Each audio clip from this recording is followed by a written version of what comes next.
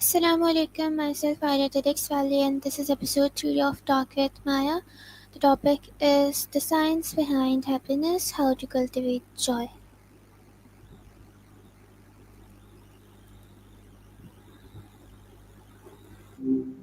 Hey, Faria. Hope your afternoon is going all right. So, Maya, how do scientists find happiness? That's a good one. It's not exactly a simple equation, but from what I've gathered, they tend to focus on the stuff that builds connection, strong relationships, contributing to something bigger than themselves, and kind of unsurprisingly, finding flow in their work. It's less about constant highs and more about contentment, I think. What makes you ask? Can you tell me what's the difference between happiness and joy? Ooh, that's a good distinction to make. Okay, so happiness, people often talk about as being tied to external stuff like achievements or possessions. It's kind of fleeting, like a good concert or a nice meal. Joy, though, that feels deeper, more internal. It's less about circumstances and more about a state of being. Like you can be joyful even when things are tough. It's that sense of peace and gratitude. Does that track? Um, I've heard it described that way a lot. Okay, so what small daily habits can improve happiness? Okay, so scientists and like actual happy people seem to agree on a few things. Gratitude is huge. Apparently, jotting down 3 things you're thankful for each day can really shift your perspective. Also, being kind to others, even small acts, boosts your mood.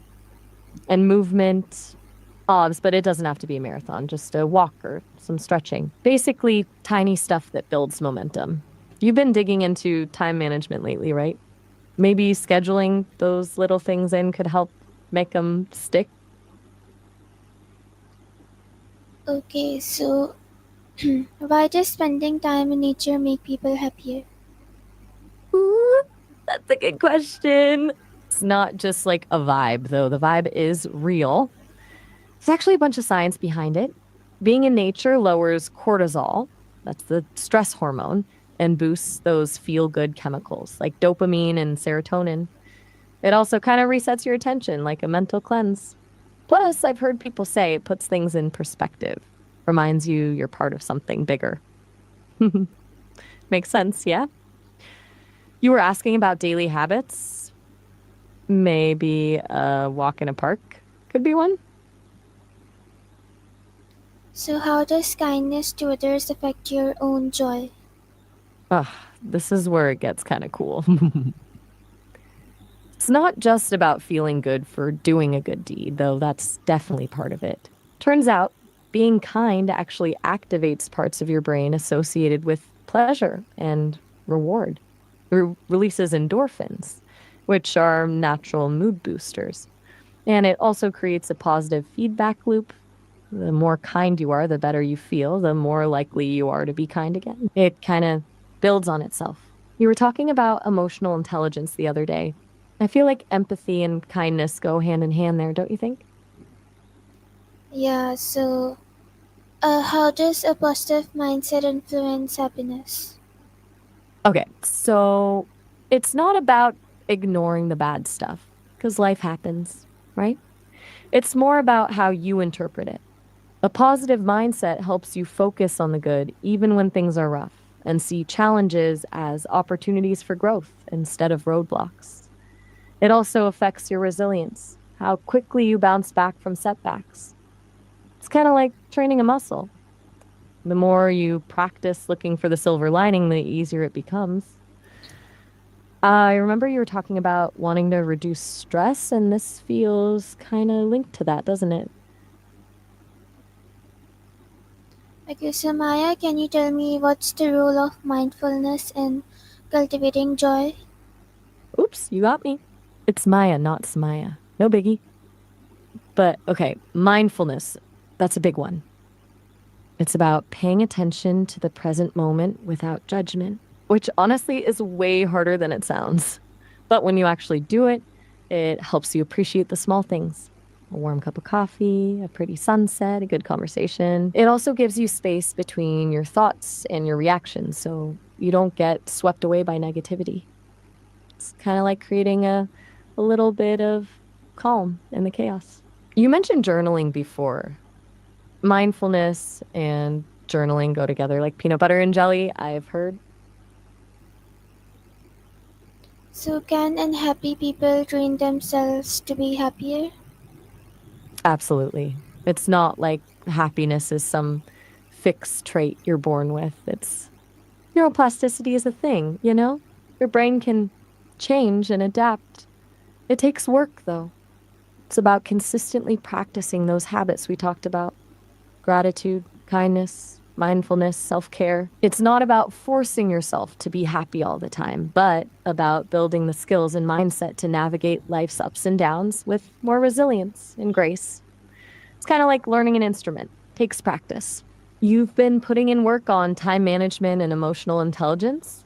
Feels like this would fit right in with that, doesn't it? Okay, so why does learning new skills make people happy? Gotcha. Yeah, absolutely. You were a little garbled there, but I think you're onto something. Learning new skills gives you a sense of accomplishment, boosts your confidence, and keeps your brain engaged. It also opens up new opportunities and expands your world. Plus, it's a really good distraction from dwelling on stuff that's bringing you down. That's a win win. What kind of skills have you been thinking about learning? Maya, Hey, what's everything. the happiness set point theory? Whoa, that's a surprisingly deep question. A start point, huh? Okay, so from what I've gathered, it's not about reaching some perfect state of bliss. It's more about cultivating self compassion, being kind to yourself, even when you're struggling, accepting your flaws and imperfections, recognizing that everyone has bad days. It's about treating yourself with the same care and understanding you'd offer a friend. That sounds kind of cheesy when I say it out loud, but it's true. You've been working on emotional intelligence, and that feels pretty relevant here, right? It's about starting with yourself. Okay, so how does the brain reward system work in happiness? Okay, buckle up because this is kind of fascinating. Basically, when you do something that feels good, like spending time with loved ones, achieving a goal, or even just eating a delicious meal, your brain releases dopamine. That's the reward chemical. It creates a pleasurable sensation that reinforces that behavior, so you're more likely to do it again. Over time, these experiences create neural pathways that associate those activities with positive feelings. It's kind of like your brain is saying, hey, do more of that. It feels good. It's not just about instant gratification, though. Anticipation of a reward also triggers dopamine release, which is why looking forward to things can be so enjoyable. It's a pretty clever system, honestly.